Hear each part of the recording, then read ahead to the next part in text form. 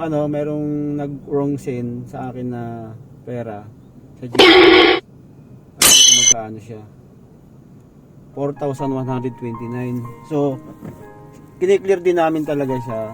Kung yung tumatawag sa number ko, sa isang GCash ko kasi nag-send eh. Kiniklear ko talaga siya kung siya.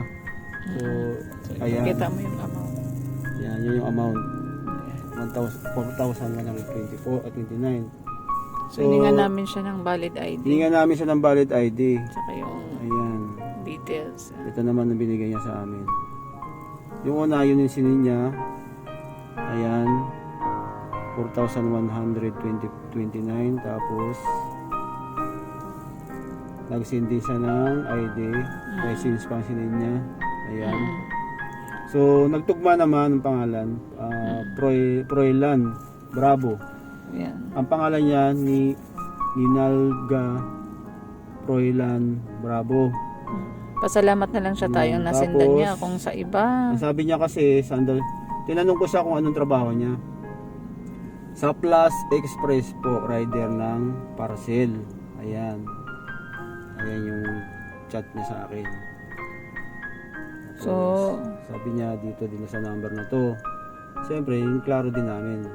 Saka yan, baka, ayan siya. baka ano lang, di ba? At least sigurado na sa mababalik lang doon sa sender. So ayan, ito na siya. I-picture namin yung ibabalik namin. Oo, sige na, i-send mo na. Ayan. Kawawa naman, baka nagmamadali na So siya. ayan guys, isisin na namin. Send mo na. Kasi hindi naman na... Kawawa, baka Kawawa mamaya naman may po. mga anak yan. Buti na lang sa amin na ano. Wait lang, tatawagan natin Buti siya. na lang sa'yo na ano, na send, no? Tawagan natin. Kasi kanina pa din ako nagagalit eh. Kasi hindi ako naririnig eh.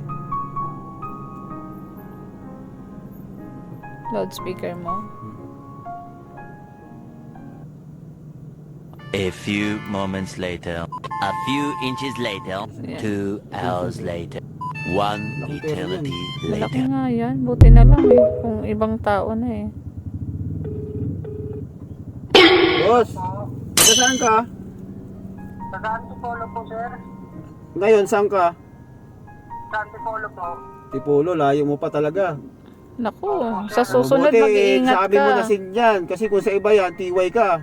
So, kanina nang tinatawagan kita, nagmumura na rin ako kasi hindi mo ako naririnig. Ang lakas ng boses ko.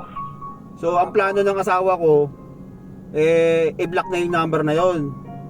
Mabuti na lang hindi na-block. Kung na-block, wala na, tiway ka kasi nga, wala ka rin pangalan sa cellphone ko, kaya tawag ka ng tawag. Tinatanong ko din kung bakit wala naman akong Shopee na ano, kasi kahapon dumating Shopee ko. So wala na akong utang. Nagtataka kung bakit tumatawag ka. Nagagalit na rin ako kanina. So ayan yung, kung nakikita... po kasi nung tindera doon na naka-apat na OTP na po ako nakakatanong sa kanya. Hindi na ako sinasagot, nag-cellphone lang po.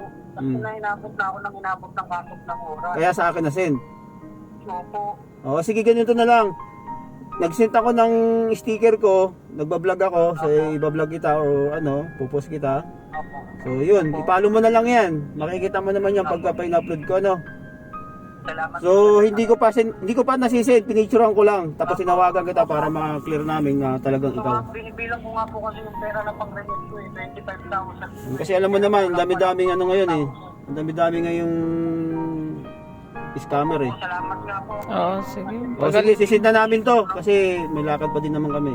Apo, sige. O sige, Sige, send mo na. Ayusin ko pero huwag mo muna patayin para ma-receive mo ha. Apo, apo.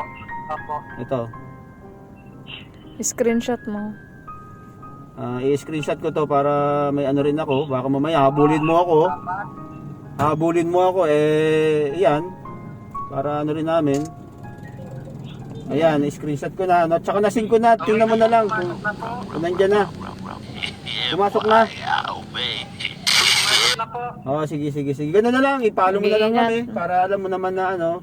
Na ipopost Dapat ko to. ano mo yung tindera na yung pagalitan. Pagalitan mo yung tindira na yan. Gintik na yan. Hindi biro yung pera eh. Pinagpaguran mo yan. Yung tindera naman ang magbabayad yan. Tinatanong ko kanina pa pangilang reference number ng QR code na pumasok sa akin hindi ako kinakausap. Ay, di. Magaling kang kupal ka. OTP, 100 lang yan. Sabi ko sa kanya kanina, kinakausap kasi kita ng maayos kanina, nakatatlong OTP na naka-apat na O, sige, ganito na lang. Di ba, naibalik ko na yung pera. Ganito gawin mo. Yan, ipakita mo yung pera na binalik namin sa'yo. Na mali talaga kamo siya. O, yun, ganyan lang gawin mo. Sige.